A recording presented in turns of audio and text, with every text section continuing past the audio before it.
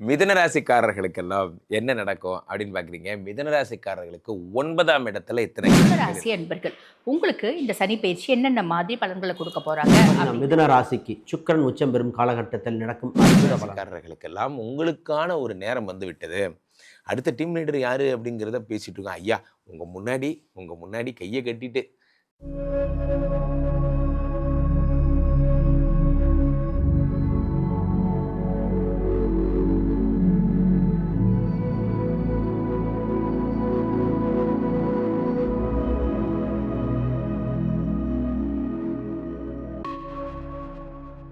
மிதுன ராசிக்காரர்களுக்கெல்லாம் என்ன நடக்கும் அப்படின்னு பார்க்குறீங்க. மிதுன ராசிக்காரர்களுக்கு 9ஆம் இடத்துல இத்தனை கிரகங்கள் இருக்காங்க. நன்றாக புரிந்து கொள்ள வேண்டும். ஓடி போனவனுக்கு மட்டும்தான் 9ஆம் இடத்தில் குருவா, நமக்கு வந்து இத்தனை கிரகங்கள் 9ஆம் இடத்திற்கு வந்திருக்கிறார்களே, அதிர்ஷ்டம் ஏறாதா? நண்பர்களே, ஒரு விஷயத்தை முடிவு பண்ணணுன்னு ஒரு ஆள் முடிவு பண்ணால் பரவாயில்ல, ஒரு ஊரே முடிவு பண்ணியிருக்கு. என்ன நம்ம இது சொல்கிறாங்கல்ல, ஒரு அதிர்ஷ்டத்தை உங்களுக்கு கொடுக்கணும்னு முடிவு பண்ணிட்டாங்கன்னா, யார் யாரெல்லாம் முடிவு பண்ணாங்க? 5 கோடி யோகாதிபதி சுக்கிரன் முடிவு பண்ணுகிறார், சூரியன் முடிவு பண்ணுகிறார், செவ்வாய் முடிவு பண்ணுகிறார், அடுத்ததாக உங்களுக்கு சனி முடிவு பண்ணுகிறார், ராகு முடிவு பண்ணுகிறார். என்னடா நடக்குது இங்கே? இவங்க அத்தனை பேரும் 9ஆம் இடத்துக்கு வந்துட்டாங்க. ராசியில் இருந்த குரு பகவான் வேற வக்ர நிவர்த்தி அடைஞ்சிட்டாரு. இந்த பக்கம் சனி பகவான் என்னன்னா 9லேருந்து 10க்கு போகிறாரு. ஸோ பிப்ரவரி தொடங்கி மார்ச் வரைக்கும் 9 கிரகங்களின் ஆட்டம் என்ன அப்படின்னு பார்த்தீங்கன்னா, சனி பகவான் 10ஆம் இடத்துக்கு போகும்போது, 10லே ஒரு பாவி இருந்தால் அரசனை போல் யோகம் உண்டு, 10ஆம் இடத்தோடு சனி தொடர்பு கொண்டால் உலக புகழ் பெறுவீங்க. நான் எல்லாத்தையும் சொல்லிட்டு இருக்கேன்.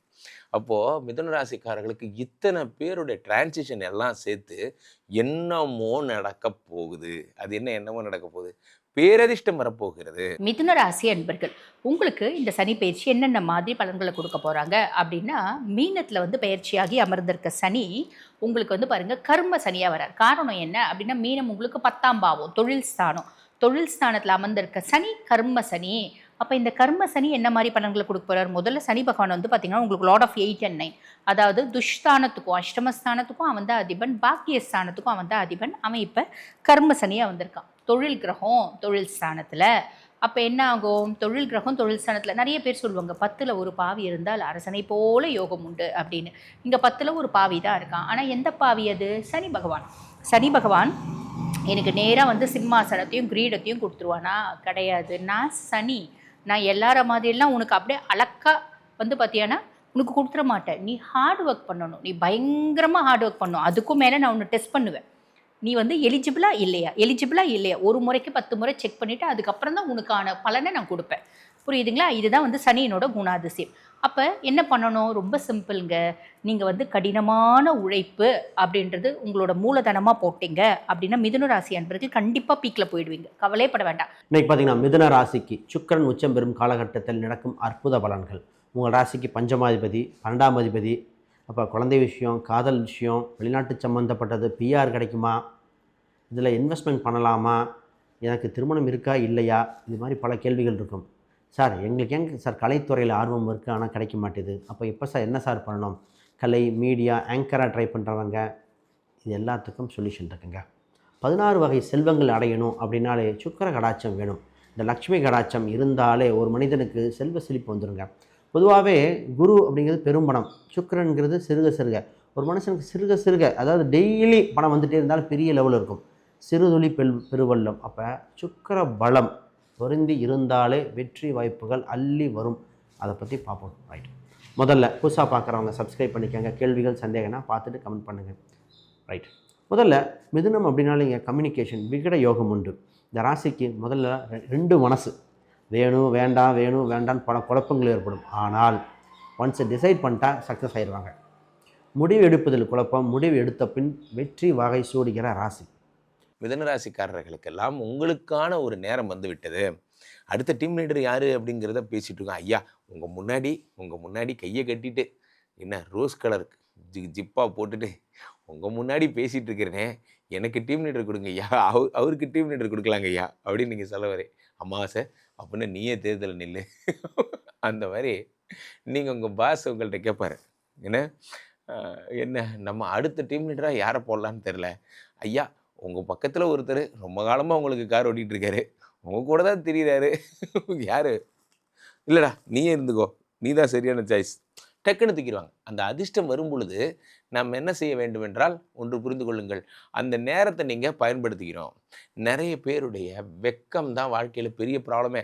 9ஆம் இடத்துல எத்தனை பேர் வரான், 10ஆம் இடத்துக்கு சனி பகவான் வருகிறார், ராசியில் என்னடான்னா குரு பகவான் வக்ர நிவர்த்தி அடைகிறார். என்ன இந்த 400 ரவுடிதான் படம் எத்தனை பேர் பார்த்துருக்கீங்கன்னு தெரியல, அதை ஒரு தடவை போய் பார்த்துட்டு வாங்க. 400 ரவுடிதான் படத்தில் அந்த நயன்தாரா மேடம் வந்து கேட்பாங்க, என்ன கேட்பாங்க, இவர்கிட்ட கேட்பாங்க, விஜய் சேதுபதிகிட்ட கேட்பாங்க, என்ன ஏதாவது ஒரு பெரிய ரவுடிகிட்ட கூட்டிகிட்டு போ அப்படின்னு சொல்லுவாங்க. அப்போ விஜய் சேதுபதி என்ன பண்ணுவார், இது அப்படி மார்பெல்லாம் அப்படி தூக்கிட்டு அப்படி நின்று, சொல்லுங்கள் இப்போ நான் என்ன செய்யணும் அப்படிம்பாரு. அதான் சொன்னேனே, என்னை ஒரு பெரிய ரவுடிகிட்ட கூட்டிகிட்டு போ. அதுக்கு விஜய் சேதுபதி சொல்லுவார், சொல்லுங்கள் நான் இப்போ என்ன செய்யணும் அப்படிம்பாங்க. அந்த நேரத்தை அவர் ஸ்கோர் பண்ணுவார். அந்த நேரத்தை அந்த மாதிரி 9ஆம் இடத்துல இத்தனை பேர் இருக்கும் பொழுது அந்த டைமை நீங்கள் ஸ்கோர் பண்ணுங்க நண்பர்களே. நிறைய பேர் வந்து பாருங்க, இந்த காலகட்டத்தில் வீடு கட்டுவீங்க. வீடு கட்டுறோம் அப்படின்னும் போது நம்ம கொஞ்சம் போய் செங்கலை போடுவோம், மணலை போடுவோம், இந்த ஜல்லியை போடுவோம். எல்லாம் போடும்போது எதிர் வீட்டுக்காரர் ஐயோ எனக்கு இதனால் டிஸ்டர்ப் வருது, அதனால் டிஸ்டர்ப் வருது அப்படி இப்படின்னு சொல்லிட்டு நம்ம மண்டையை பிப்பா, நம்ம மண்டையை தின்னுவோம், கொஞ்சம் நொச்சு பிடிச்ச மாதிரி பிஹேவ் பண்ணுவாங்க. எதிர் வீடு பக்கத்து வீடு சில ஹிண்ட்ரன்சஸ், சில நம்ம சந்தோஷமாக செய்கிற வேலையை நம்ம கொஞ்சம் கஷ்டப்பட்டுட்டே சலிச்சிக்கிற மாதிரி வருத்தப்படுற மாதிரி ஒரு சூழ்நிலை வரும். இதெல்லாம் பெருசாக இல்லை, இதுவும் கடந்து போகும், அமைதியாக விட்டுருங்க. அதுக்கப்புறம் 7ஆம் பாவம் கலத்திர ஸ்தானத்தை சனி பார்க்குறான். கணவன் மனைவி கிட்ட, இது நல்ல பார்வையாக இருந்தாலும் கணவன் மனைவி கிட்ட விட்டு கொடுக்கறது அப்படின்றது இருக்கணும். விட்டு கொடுக்கலனா என்னம்மா ஆகும், பேச்சுவார்த்தை அப்படின்றது நீ 2 பேச நான் 10 பேச, நீ 10 பேச நான் 20 பேச அப்படின்ற மாதிரி பேச்சுவார்த்தை அதிகமாகும். மன சஞ்சலம் வரும், மனம் முட்டம் அப்படின்றது ஏற்படும். அதனால் விட்டு கொடுக்குறீங்க அப்படின்னா சந்தோஷம் மட்டுமே நிற்கும். 12ஆம் பாவத்தை பார்க்குறாரு. ஒரு செலவு, ஒரு விரயம் அப்படின்றது வரும். அந்த விரயம் வந்து பார்த்திங்கன்னா ஆஸ்பத்திரி செலவு அப்படின்றது கிடையாது, சுப விரயம் அப்படின்றது வரும். நிறைய மிதுன ராசி அன்பர்கள் வீடு வாங்குறது, ஏதோ ஒரு சொத்து பத்து வாங்குறது, ஒரு நிலப்புலம் வாங்குறது, ஒரு வந்து பார்த்திங்கன்னா பிள்ளைங்களுக்காக ஒரு சின்ன அளவிலேனும் வந்து பார்த்திங்கன்னா ஒரு 4 கிராம் வந்து வெள்ளி வாங்குறது, ஒரு 2 கிராம் 1 கிராம் கோல்டு வாங்குறது, இந்த மாதிரி விஷயங்கள் நடக்குமா. இதில் எந்த விதமான சந்தேகம் இல்லை. இது கர்ம சனி மிதுன ராசி அன்பர்களுக்கு கொடுக்கக்கூடிய பொதுவான பலன்கள். இப்போ நான் படிக்கிற குழந்தைம்மா, நான் வந்து 7th ஸ்டாண்டர்ட் படிக்கிறேன். இப்போல்லாம் அதுங்களுக்கெல்லாம் கூட ரொம்ப கஷ்டம் படிக்கிறது. நான் வந்து 9th ஸ்டாண்டர்ட் படிக்கிறேன். ஏன்னா ஃபோன் இருக்குது, டாம் அண்ட் ஜெரி இருக்குது, ஏகப்பட்ட விஷயம் இருக்குது இல்லைங்களா. எனக்கு எப்படி இருக்கும் அப்படின்னு கேட்டால், கண்ணுங்களா நீங்கள் நல்லா படிக்கிறீங்க அப்படின்னா ரொம்ப நல்லா இருக்கும், அழகாக பாஸ் பண்ணிட்டீங்க. 7th 8th என்னம்மா ஸ்கூலில் தூக்கி போட்டுட்றாங்க, கரெக்டு தான். இப்போ 10th +1 +2 நல்லா படிக்கிறீங்க அப்படின்னா நல்ல மார்க் எடுப்பீங்க. நல்லா படிக்கல அப்படின்னா என்ன ஆகும், மார்க் கம்மியாக எடுக்க போகிறீங்க. வீட்டில் வந்து அம்மா வந்து வெய்ய போகிறாங்க அப்படின்னு அர்த்தம். சரிங்களா.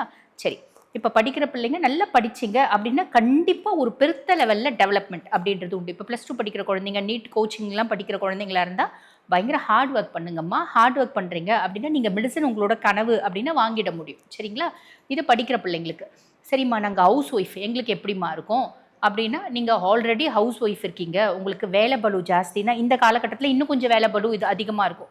4 கெஸ்ட்டு வீட்டோடு வந்து தங்கலாம். இல்லை பிள்ளைங்க வந்து பார்த்திங்கன்னா நம்ம வந்து இங்கேயும் செஞ்சுட்டு பிள்ளைங்களுக்கும் வந்து ரூம் எடுத்து பிள்ளைங்களுக்கும் போய் சமைச்சு கொடுக்குற மாதிரி நம்மளோட ஒர்க் லோடு அதிகமாகாமல் இருக்கும். அந்த ஒர்க் லோடை வந்து எஸ்கேப் பண்ண வேண்டாம். பொதுவாக தாய்ப்பாசம் அதிகம், ஆனால் அனுபவிக்க தடை. ராசிக்கு ஒரு சீக்ரெட் இருக்கும், அது இவங்களுக்கு மட்டும் தெரிஞ்ச சீக்ரெட் நிச்சயமாக இருக்கும். அந்த சீக்ரெட் கடைசி வரைக்கும் மெயின்டைன் பண்ணுவாங்க. ஆனால் வைராகி குணம், இவங்களை ஒரு விஷயத்தில் முடிக்கணும், வேண்டாம் அப்படின்னு நினச்சிட்டா கடைசி வரைக்கும் இருக்கும். அந்த குணம் மற்றவங்களுக்கு வராது.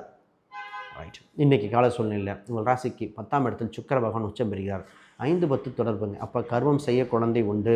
என்னங்க கர்மம் செய்யணும், அப்போ குழந்தை இல்லாத குழந்தை இருக்குன்னு அர்த்தங்க. ஆணோ பெண்ணோ இன்றைய காலகட்டத்துக்கு குழந்தை பாக்கியம் இல்லாதவங்களுக்கு குழந்தை உண்டு. அப்போ குழந்தை நிறைய பேர் குழந்தை வரதுக்காக எழுதிக்கிட்டு இருந்தவங்களுக்கு ஃபஸ்ட்டு குழந்தை வந்துருச்சு. சார் கலைத்துறை சினிமா சம்மந்தப்பட்டவர்களுக்கு அற்புதமாக இருக்கும் காலகட்டம்.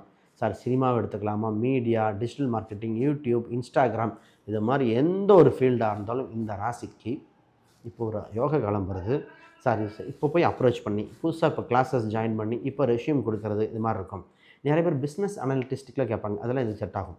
இந்த 5-10 தொடர்பு, இந்த பிஸ்னஸ் அனலைஸ் பண்ணி இந்த டேட்டா சயின்ஸ் சம்மந்தப்பட்ட படிக்கிறவங்களுக்காக யோக பலனாக இருக்குது. இந்த காலகட்டத்தில் ஒரு சிறு ஷார்ட் டேர்ம் கோர்ஸஸாக ஜாயின் பண்ண நல்லாயிருக்கும். பேங்கிங் செக்டார் படிக்கலாமா, பேங்கிங் செக்டரில் ட்ரை பண்ணலாமா, இது அற்புதமான காலகட்டம். இப்போ விஷயத்துக்கு வருவோம். ராசியில் குரு ஆல்ரெடி இருக்குது, 7ஆம் இடத்தை பார்க்குது. திருமணம் இருக்கா பாருங்க, திருமணம், காதல் திருமணம், உறவில் திருமணம், ஆக வந்து திருமணம் உண்டு. உங்கள் ராசி அதிபதி நல்ல சுபநிலையில் 7ஆம் இடத்தை பார்க்கும் காலகட்டத்தில் அற்புதமாக திருமணம் சம்மந்தப்பட்டதற்கு திருமணத்துக்கு பார்த்திங்கன்னா ஆல்ரெடி ஏதோ ஒரு வரனை பார்த்து அந்த வரன் வேணும் வேண்டாம்னு கன்ஃபியூஸ் ஆகி திருப்பி வர வாய்ப்பு உண்டு. ஒரு சிலருக்குலாம் லைட்டாக சப்காஸ்ட் மாறுது, கொஞ்சம் பிரிவு மாறுதுங்கன்னு சொல்லக்கூடிய சூழ்நிலைகளும் வந்திருக்கு. திருமண பாக்கியம் உண்டுங்க. இதில் நிறைய பேர் வெளிநாட்டுக்கு ட்ரை பண்ணுவாங்க. சார் வெளிநாடு ட்ரை பண்ணலாமா, வெளியூர் போகலாமா, இது எனக்கு யோக பலனை கொடுக்குமா, தொழில் வளர்ச்சியா. இப்போ வெளிநாட்டுக்கு போகிறதா படிக்கிறதுக்கு போவாங்க, திருமணத்துக்காக போவாங்க, அவசர திருமணம் பண்ணிட்டு போவாங்க, இல்லை அங்கே போய் பிஸ்னஸ் பண்ணுற மாதிரிலாம் போவாங்க. இப்போ நாம் எதுக்கு போகிறோம் அப்படிங்கிற மாதிரி அது இண்டிவிஜுவல் ஹாரோஸ்கோப் பொதுவாகவே நல்லா வந்திருக்கு. இந்த நேரத்தில் இந்த ராசிக்கு 3ஆம் இடத்தில் கேது பகவான் இருக்கும் காலகட்டத்தில் காம்படிட்டிவ் எக்ஸாமுக்கு ஷைன் பண்ணக்கூடிய யோகம். 9ஆம் இடம் என்பது என்ன? பாக்கியஸ்தானம். பாக்கியஸ்தானத்தில் இத்தனை கிரகங்கள் இருக்கும்போது அந்த டைமை நீங்கள் ஸ்கோர் பண்ணிகிட்டே இருக்கணும். ஏதேனும் ஒரு வாய்ப்பு உங்களுக்கு வந்தால் அதை பயன்படுத்தணும். என்ன சார் நீங்கள் அடுத்து குவாலிட்டி கேம்பெயினை நீங்கள் நெதர்லாந்து வரைக்கும் போயிட்டு வந்துருக்கீங்களா? ஐயா நான் கண்டிப்பாக போகிறேயா, நான் என் வாழ்க்கையில் நெதர்லாந்தே பார்த்தது இல்லைங்கய்யா, என்னை அனுப்பி விடுங்கய்யா. இவருங்க வெக்கப்படாமல் கேட்கணும். என் கம்பெனியில் முறையாக நான் அனுப்பும்போது நான்லாம் வெக்கப்படாமல் கேட்டேன். அப்படிங்களா சார், என்ன அனுப்புங்க சார், நான் பார்த்ததே இல்லை சார். அந்த நேரத்தை பயன்படுத்திக்கிறவங்க தான் வாழ்க்கையில் முன்னுக்கு வராங்க. 9ஆம் இடத்துல இத்தனை பேர் இருக்கும் பொழுது இந்த வாய்ப்பு என்பது, அதிர்ஷ்டம் என்பது வருகிறது. புதிய அதிர்ஷ்டம், புதிய கம்பெனியோட அசோசியேட்டாகி ஒர்க் பண்ணுறது, புதிய ஆளோட சேர்ந்து பிரயாணிக்கிறது போன்ற பயணங்கள், 6 தாண்டிய பயணம்லாம் வருது. அப்படின்னா என்ன அர்த்தம்? நீங்கள் கடல் தாண்ட போகிறீங்க, 6 தாண்ட போகிறீங்க, நீங்கள் கர்நாடகா போகிறீங்க, நீங்கள் ஆந்திரா போகிறீங்க. அந்த மாதிரி 6 தாண்டிய பயணத்தெல்லாம் நீங்கள் பிரயாணம் பண்ணுவீங்க. ரொம்ப அற்புதமான காலம் இந்த மிதுன ராசிக்காரர்களுக்கு. இதை விட்டால் நல்ல நேரம்ங்கிறது ஒன்று கிடையாது. Point number 1. பாயிண்ட் நம்பர் 2 என்ன? 2வது டிரான்சிஷன். 9 கிரகத்தை பற்றி பேசிகிட்டு இருக்கோம்.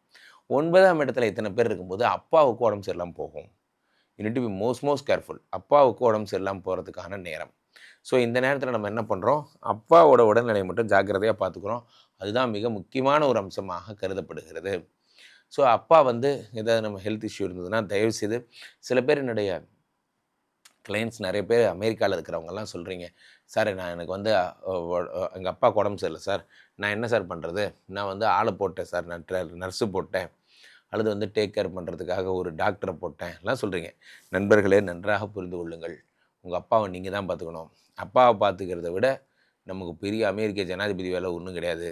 ஸோ அதை விட்டு நம்மளை ஒரு ஆளாக்கினதே அவர் தான். அதனால் லீவ் போட்டு வேலையே போனாலும் பரவாயில்ல, இங்கே அப்பாவோடைய ஹெல்த்து, அவருடைய சில பேருக்கெல்லாம் பார்த்தீங்கன்னா அவங்களுடைய கடைசி நாட்கள் இருப்பாங்க அப்பா, அந்த மாதிரி அவங்கெல்லாம் அந்த கடைசி நாட்களில் என்ன பண்ணுவாங்க அப்படின்னா ரொம்ப இயங்குவாங்க, ஃபீல் பண்ணுவாங்க, பார்க்கணுன்னு நினைப்பாங்க. ஆனால் நம்ம அதுக்கு ப்ரிஃபரன்ஸே கொடுக்க மாட்டோம்.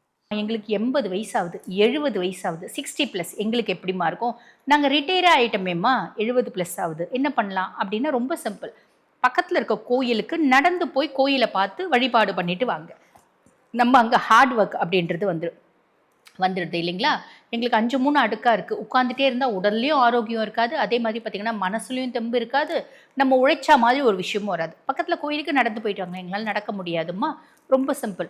வாரத்தில் ஒரு நாள் ஒரு ஆட்டோ வச்சுட்டு கோயிலில் போயிட்டு உட்காந்துட்டு கோயிலில் லைட்டாக சுற்றி வாங்க, இல்லை கோயிலில் உட்காந்துட்டு வாங்க, இது நிறைய நற்பலன்களை கொடுக்கும் அப்படின்னு சொல்லலாம். சரிம்மா, நாங்கள் திருநங்கைகள் திருநம்பிகள், உழைச்சிங்க அப்படின்னா பெரிய லெவலில் சக்ஸஸ் ஆகிடலாம், கவலையே பட வேண்டாம். எங்களை யாருமா உழைக்கிறதுக்கு கூப்பிடுறாங்க? இப்போ நீங்கள் என்ன தொழில் செய்கிறீங்க அப்படின்னாலும் அதில் உழைப்பு அப்படின்றது இருக்குது இல்லையாம்மா? இப்போ நீங்கள் கலெக்ஷன் போகிறீங்க அப்படின்னாலும் அதில் உழைப்பு இருக்குது, அதில் கொஞ்சம் ஜென்யூனிட்டி அப்படின்றது வச்சுக்கோங்க, சரிங்களா? அதுலேயும் நியாயம் அப்படின்றது இருக்குது அப்படின்னா அதில் பார்த்திங்கன்னா அப்லிஃப்ட்மெண்ட் தானே தவிர நீங்கள் கீழே போகிறது இல்லை அப்படின்னு சொல்லலாம். மாற்றுத்திறனாளிகள் எங்களுக்கு எப்படி இருக்குது அப்படின்னா, நீங்கள் ஒரு பெருசாக சாதிக்கணும் அப்படின்னு நினைக்கிறீங்கன்னா இந்த காலகட்டம் ஏற்ற காலகட்டம். நான் பாருங்கள், பெரிய லெவலில் சாதிக்கணும் அப்படின்னு எந்த மாற்றுத்திறனாளிகள் ஆசைப்படுறீங்க அப்படின்னாலும், அது ஸ்போர்ட்ஸ் ஆனால் இருக்கட்டும், டான்ஸ் ஆனால் இருக்கட்டும், அதே மாதிரி படிப்பானா இருக்கட்டும், இல்லை தொழிலானா இருக்கட்டும், எதுவாக இருந்தாலும் இந்த காலகட்டம் எக்ஸாக்ட் காலகட்டம். உங்களுக்கு வேலை சம்மந்தப்பட்டது வெளிநாடு வெளிமாநிலம் ட்ரை பண்ணுங்கள். கொஞ்சம் வேலையில் கொஞ்சம் அதிக பளு இருக்கிற மாதிரி இருக்கும். கொஞ்சம் உடம்பையும் வேலையும் பார்த்துக்கணும். இந்த நேரத்தில் தான் கோவப்படுறது மட்டும் தவிர்த்துடணும். திடீர்னு கோவச்சிட்டு வேலையை வேண்டாம் அந்த மாதிரிலாம் வரக்கூடாது. ஆனால் கொஞ்சம் பொறுமையாக இருந்தால் திடமாக இருந்துடலாம். இந்த நேரத்தில் கவர்மெண்ட் சம்மந்தப்பட்ட எக்ஸாமுக்கு அற்புதம். கவர்மெண்ட் சம்மந்தப்பட்ட எக்ஸாம் ப்ரிப்ரேஷன் எல்லாம் பாருங்கள். நான் ஒருத்தர் சொன்னேன், சார் கவர்மெண்ட் எக்ஸாம் இப்போ உங்களுக்கு அமைப்பு இல்லைங்க, இந்த மார்ச்சுக்கு மேலே வரும்னேன். சார் ஏன் சார் அப்படின்னார். இப்போ கவர்மெண்ட் எக்ஸாம் எழுத போகிறேனார். எழுதினார், ஆனால் இப்போ குரூப் ஏதோ கேன்சல் ஆகிடுச்சு பாருங்கள். சொன்னார், சார் நீங்கள் என்ன சார் சொன்ன மாதிரியே இது கேன்சல் ஆகிடுச்சு, ஏதோ ஒரு மிஸ்டேக் நடந்தது, தமிழ்நாடு கவர்மெண்ட் மிஸ்டேக் ஆச்சுன்னு சொல்லிட்டு கேன்சல் பண்ணிட்டேன்னாரு. நான் சொன்னேன், திருப்பி நீங்கள் மற்றது பாருங்கள், திருப்பி அடுத்த டைம் உங்களுக்கு நல்ல நேரங்க, அந்த டைம் உங்களுக்கு சரியா இல்லை, அடுத்த டைம் சொன்னேன். சார் கொஸ்டின் பேப்பர் ஈஸியாக தான் இருந்ததுண்ணே, உங்களுக்கு ஈஸியாக எல்லாத்துக்கும் ஈஸியாக இருக்கும் இல்லையா, அடுத்த டைம் எழுதுங்கன்னு இருக்கேன். சார் பிஸ்னஸ் சம்மந்தப்பட்டது 10ல் சனி பகவான் இருக்கிறனால லாபத்தை குறைத்து இன்வெஸ்ட்மெண்ட் பண்ணுங்கள். லாபத்தை குறைச்சி சேல்ஸ் பண்ணால் நல்லாயிருக்கும். கொஞ்சம் கொஞ்சமாக தான் இன்வெஸ்ட் பண்ணணும், அகலக்கால் வைக்கக்கூடாது. வீட்டில் வைத்தே தொழில் தொடங்கினா தான் நல்லாயிருக்கும். இந்த நேரத்தில் தாயின் உடல்நிலையும் தந்தையின் உடல்நிலையும் கொஞ்சம் பார்க்கணும். சின்ன சின்ன உடல் உபாதைகள் வருகிற காலகட்டம். இந்த நேரத்தில் தந்தைக்கு தான் ஏதோ ஒன்று பிரச்சனை, தாய்க்கு பிரச்சனை, குறிப்பாக கண் சம்மந்தப்பட்டது, ஸ்கின் சம்மந்தப்பட்டது, இது மாதிரி வர வாய்ப்புண்டு. பொதுவாக உங்களுக்கே ஒரு மருத்துவ செலவு வருகிறது. என்ன சார் மருத்துவ செலவு அப்படின்னு பயமுடுத்துறேன்னு, பயப்படுற மாதிரி இல்லை, இருந்தாலும் அது இண்டிவிஜுவல் ஹாரோஸ்கோப் தகுந்த மாதிரி மாறும். உடல் வெப்பத்தை குறைக்கின்ற வழிவகைகள்லாம் பாருங்கள், இது ரொம்ப ரொம்ப முக்கியம். குறிப்பாக இந்த நேரத்தில் நீங்கள் ஒரு வழிபாடு பண்ணிக்கங்க. ஒரு முருகர் கோயிலுக்கு ஏதாவது அன்னதானமோ, முருகர் சம்மந்தப்பட்டது இல்லை பெண் பகவதி சம்மந்தப்பட்டது கோயிலுக்கு, இல்லை ஆஞ்சநேயர் கோயிலுக்கு ஒரு அன்னதானம் மாதிரி ஏதாவது ஒன்று கொடுத்துக்கங்க. நிச்சயமாக உங்களுக்கு ஒரு கட்டுப்பாட்டுக்குள் வரும். சர்ப்பம் சம்மந்தப்பட்ட கோயில், பாம்பு புற்றுகள், பாம்பு வழிபாடுகள் பண்ணாலும் நல்லபடியாக இருக்கும். ஸோ அது மாதிரி சொல்லிகிட்டே போகலாங்க. உங்களுக்கு இண்டிவிஜுவல் ஹாரோஸ்கோப் அனலைஸ் பண்ணால் ஸ்கிரீனில் தெரிய எண்களுக்கு தொடர்பு கொள்ளுங்கள். ஒரு சில டவுட் இருக்குது சார்னா கீழே கமெண்ட் பண்ணுங்கள். அனைவருக்கும் வணக்கம், வாழ்த்துக்கள்.